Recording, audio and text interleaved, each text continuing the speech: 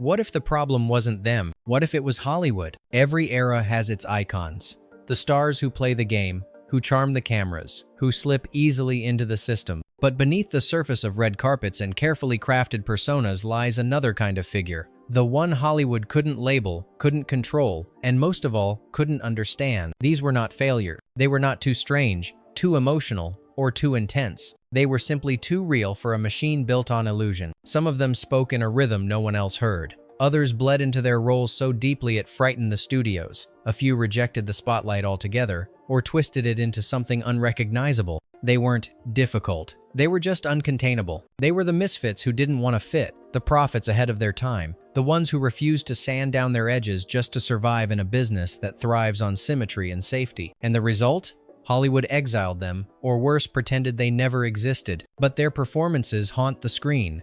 Their presence lingers. And today, we look back not to explain them, but to admit we never could. Which of these 20 stars do you believe Hollywood feared because it couldn't define them? 1. Peter Lorre, the face that haunted the system. Peter Lorre didn't look like a leading man, and that terrified Hollywood. His bulging eyes, his uneasy silence, the way he spoke like he was already keeping a secret. He was everything the studio system didn't know how to sell, but Lorre didn't care. He emerged from the shadows of German expressionist cinema, where ugly meant powerful. In M1931, he played a child killer with such depth that audiences didn't know whether to fear him or pity him. When he arrived in Hollywood, he was typecast immediately: villains, creeps, madmen. But the truth was more complex. Beneath the roles, Lorre delivered heartbreak, loneliness, vulnerability. He was smarter than the scripts, deeper than the characters. His collaborations with directors like Fritz Lang and John Huston revealed an artist not just playing outsiders but living them. Hollywood never trusted Lorre. He was too odd, too real, too foreign. The system needed polished stars. Lorre offered raw nerves. Even in death, his legacy remained misunderstood. He wasn't a grotesque supporting act. He was a tragic genius, speaking the language of the misfit before Hollywood even had a vocabulary for it. Was Peter Lorre ever truly acting or simply reflecting back the unease Hollywood tried to bury? #2. Tilda Swinton. Beyond gender, beyond definition. Tilda Swinton doesn't play roles. She inhabits dimensions. From the start, Hollywood didn't know what to do with her. Too androgynous, too cerebral, too British, too alien. But that was exactly the point. Swinton never wanted to be a star. She wanted to be a vessel. Her performances feel like transmissions from another reality. In Orlando, she transcended gender like it was just a change of costume. In Michael Clayton, she portrayed a corporate villain, not with mustache-twirling evil, but with quiet corporate terror. Even in Snowpiercer or Doctor Strange, she twisted genre into abstract performance art. Hollywood loves categories. Swinton dismantles them. Female-led, villain, hero. She slips between them like mist. When asked about her identity, she often answers in riddles, turning interviews into performance pieces. The industry eventually gave her awards, but they never gave her a box to fit in. She doesn't crave transformation. She is transformation. And for a system built on predictability and marketability, that's deeply unsettling. Did Hollywood celebrate Tilda Swinton for her talent, or simply because it couldn't ignore the force she became? #3. Montgomery Clift, the fragility Hollywood feared. Montgomery Clift wasn't just handsome, he was haunted. When he arrived in post-war Hollywood, he didn't look like a rebel, but he moved like one.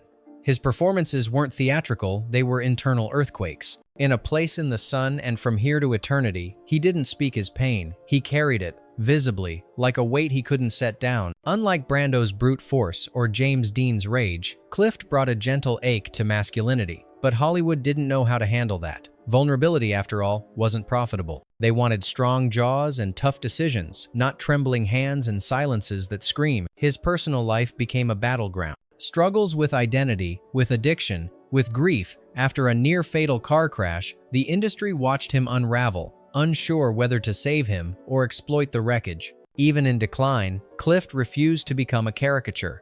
He wasn't there to entertain. He was there to feel so deeply it made people uncomfortable. Did Montgomery Clift fade because of his demons, or because he showed Hollywood a kind of truth it never wanted to see? #4. John Cassavetes, the anarchist of emotion. John Cassavetes didn't just act. He tore holes in reality. To Hollywood, he was a nuisance, an actor who kept asking, why? A director who didn't care for coverage shots or happy endings. But to cinema, He was a revolution. He saw the polished surfaces of studio films and set out to expose the cracks underneath. Cassavetes financed his films by acting in mainstream productions, then turned around and poured the money into raw, unscripted explorations of human chaos.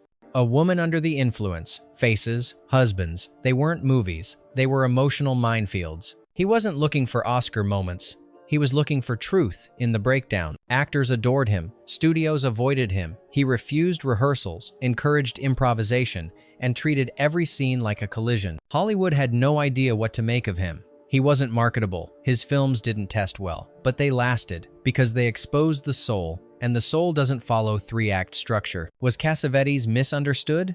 Or was he the only one who ever understood what Hollywood was trying so hard to avoid? #5. Dennis Hopper, the visionary they labeled crazy. Dennis Hopper was never difficult. He was just 10 years ahead of everyone else. From his early roles under James Dean's shadow to his directorial debut in Easy Rider, Hopper brought with him a vision of America that Hollywood wasn't ready for: raw, rebellious, drug-fueled, and deeply disillusioned. He didn't want to be a star. He wanted to blow up the idea of stardom. Easy Rider rewrote the rules of independent filmmaking, grossed millions, and launched a new era. But what did Hollywood do? They shut him out. His follow-up, The Last Movie, was too strange, too bold, too unwilling to compromise. Suddenly, the system labeled him unreliable. Not because he failed, but because he succeeded without their permission. Hopper spiraled. Drugs, fights, exiles. But the truth? He kept creating. Blue Velvet, Apocalypse, Now, Hoosiers. He always returned, reshaped, but never tamed. Was Dennis Hopper's chaos a flaw, or was it the price of seeing the future too early? #6. Gena Rowlands, the woman too real for the spotlight. Gena Rowlands didn't act, she bled. While other actresses gave performances, Rowlands gave herself. In films directed by her husband, John Cassavetes, she unleashed something Hollywood had no language for: female rage, vulnerability, delirium without apology. In A Woman Under the Influence, she didn't portray madness, she danced with it. In Opening Night, she became every actress aging out of a system that only valued beauty, not truth. Her face told stories even when silent. Her voice cracked not for effect, but because the emotion broke through first. Hollywood admired her. From a distance, they gave her awards, then forgot her. She wasn't commercial, she was combustible, too raw to brand, too honest to replicate. You can't mass-produce Gena Rowlands. You can only witness her, and then ask yourself why we're so rarely allowed to see women that human on screen. Did Gena Rowlands vanish from the spotlight? Or was she just too bright for Hollywood to bear? #7.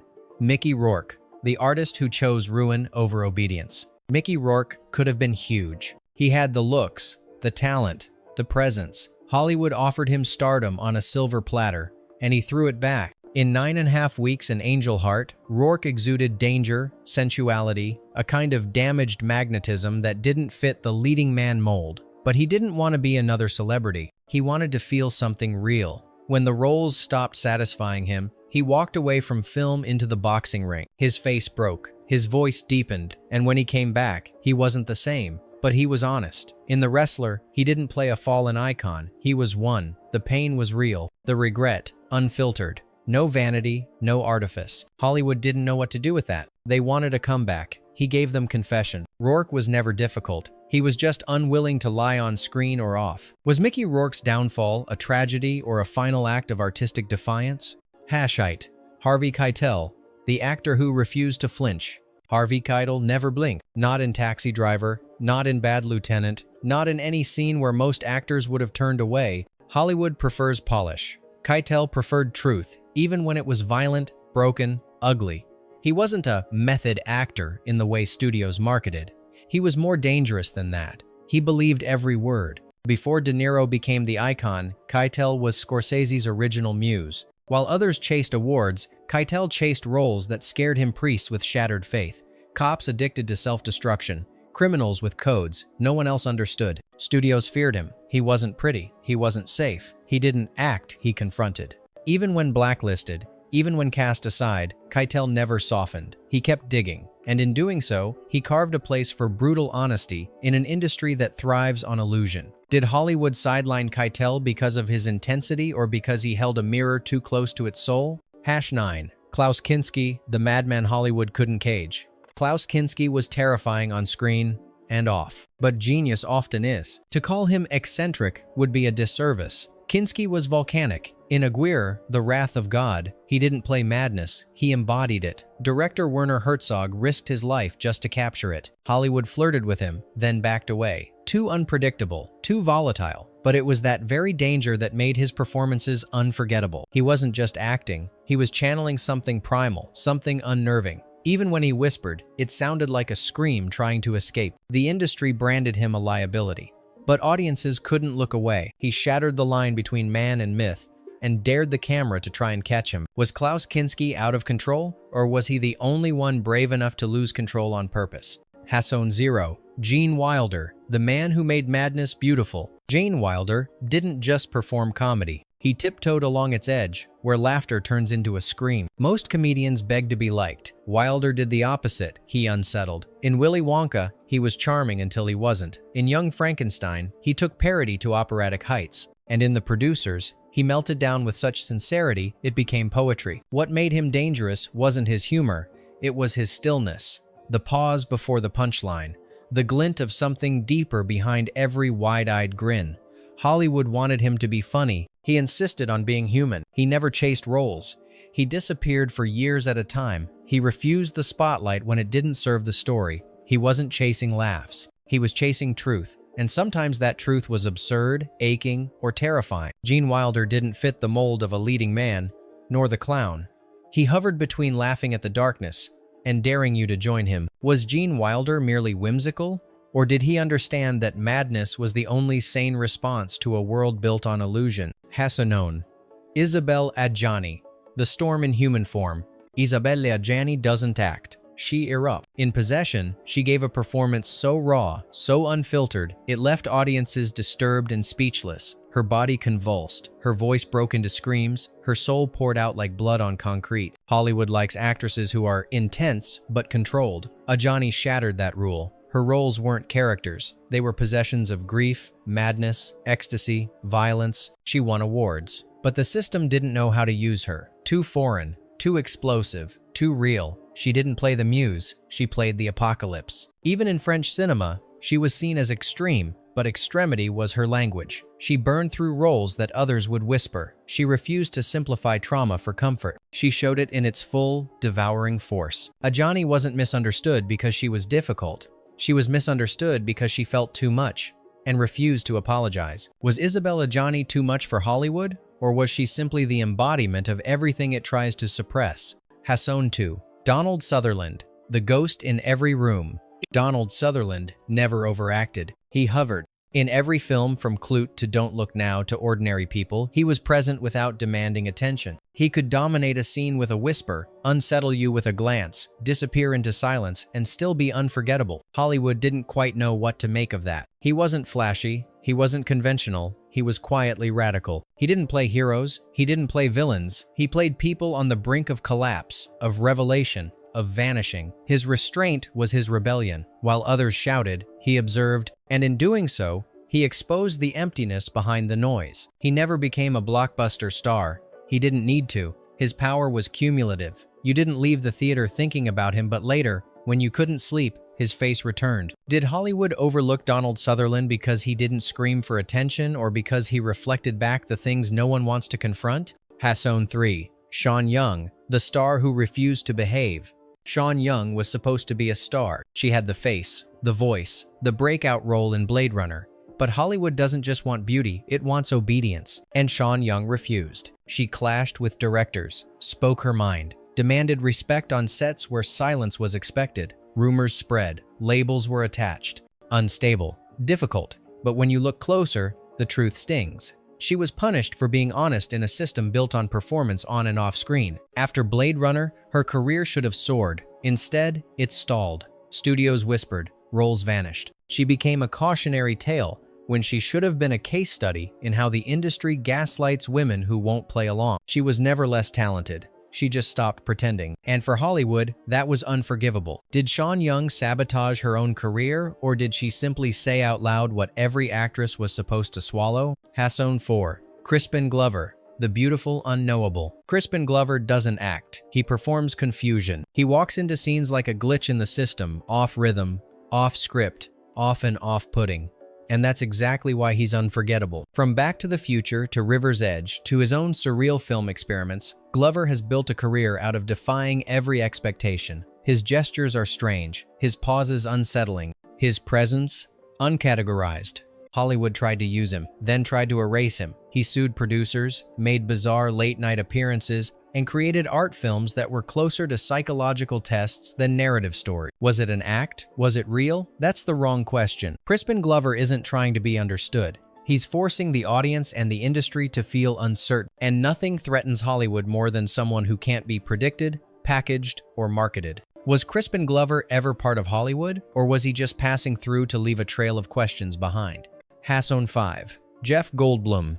The charisma of the unexplained. Jeff Goldblum speaks like a jazz solo, hesitant, lyrical, weirdly profound. He turns exposition into poetry, turns background roles into centerpieces. He's not playing quirky, he's channeling chaos with a grin. From The Fly to Jurassic Park to the Grand Budapest Hotel, Goldblum never disappears into a role. He filters the role through himself. Every twitch, every cadence, every odd phrasing is a signature. He doesn't melt into characters. He bends characters around his own wavelength. Hollywood admired him but never quite trusted him. He wasn't leading man material in the traditional sense. Too odd, too smart, too undefined. But that's what made him unforgettable. In an industry obsessed with clarity, Goldblum is an open-ended sentence. He didn't break the mold. He refused to acknowledge it existed. Is Jeff Goldblum just eccentric, or is he proof that true originality can't be decoded? #6. Tim Curry. The weaponization of weird. Tim Curry never tried to be normal. He made weirdness into a superpower and wielded it with precision. From the moment he stepped onto the screen in the Rocky Horror Picture Show, Curry redefined what presence meant. He didn't just command attention, he devoured it, licked the bones, and winked on his way out. Frank-N-Furter wasn't a role, it was a provocation. Hollywood didn't know what to do with him. He was too magnetic to ignore, too subversive to embrace. He could play horror, It, comedy, Clue, drama, The Hunt for Red October, but he never softened. He never made himself safe. Curry made audiences uncomfortable for a reason. He held up a mirror to their fears, desires, and contradictions, and smiled. He didn't seek mainstream validation, he disrupted it. Was Tim Curry too theatrical for Hollywood, or was he simply showing us the truth beneath its costume? Hasson 7. Joaquin Phoenix, the chameleon who won't explain. Joaquin Phoenix doesn't play roles. He dives into psychic abysses and resurfaces with something unspeakable. From Gladiator to The Master to Joker, Phoenix refuses to act the way actors are supposed to. He shuns press tours, sabotages interviews, melts down on talk shows. At one point, he faked a total mental collapse just to question the nature of celebrity itself. Hollywood rewards transformation. Phoenix erases himself entirely. What returns is often disturbing, haunting, impossible to look away from. Directors call him a genius. Studios call him difficult. The audience calls him mesmerizing. But no one calls him predictable. Even when he wins like at the Oscars, he seems uncomfortable in victory, as if success itself is a trap. Has Joaquin Phoenix mastered the art of performance, or has he simply rejected the idea that it ever needed to be performed at all? Hasson 8. Cate Blanchett, the star who became a mirage. Cate Blanchett isn't a shapeshifter, she is a living illusion. In Carol, she was elegance incarnate. In Blue Jasmine, a woman unraveling in slow motion. In Tar, she became a maestro of control, descending into chaos. Each time, she vanished, and yet remained unmistakably herself. Hollywood celebrates transformation, but Blanchett doesn't just transform, she disappears into archetypes, then bends them from within. She can be mother, monster, lover, liar, and you believe all of it because you can't find her underneath it. That terrifies Hollywood, because stars are supposed to be recognizable, marketable, fixed. Blanchett is none of those things. She floats above it all, unreachable, unknowable. You don't remember what she wore.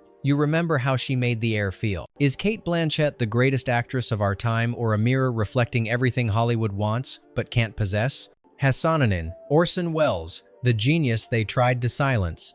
Orson Welles didn't climb the ladder. He blew it up and built his own, and Hollywood never forgave him. At 25, he created Citizen Kane, a film that rewrote the language of cinema. The industry should have crowned him. Instead, they tried to bury him. Why? Because he told the truth about power. Because he refused to obey. Because he was smarter than everyone else in the room and didn't hide it. After Kane, studios slashed his films, sabotaged his releases, and painted him as difficult. But he never stopped creating. The Magnificent Ambersons, Touch of Evil, F for Fake. They were not just films, they were battles. Wells was punished not for failing, but for being too good, too soon, and too independent. He didn't play the Hollywood game. He saw it for what it was, a house of mirrors with too many shadows. Was Orson Welles a tragic genius, or did he simply refuse to shrink himself to fit inside a studio frame? #20. Björk, the voice from another dimension. Björk doesn't perform. She arrives like a cosmic event. Though better known as a musician, her role in Dancer in the Dark stunned critics and audiences alike. It wasn't just acting, it was a total psychic exorcism. The pain was real, the suffering wasn't staged. She later said she would never act again. Hollywood begged. She walked away. Why? Because the process wounded her. Because the industry tried to mold something that couldn't be molded. Because she belongs to no system, no genre, no definition. Her music is cinematic, her presence magnetic, her refusal absolute.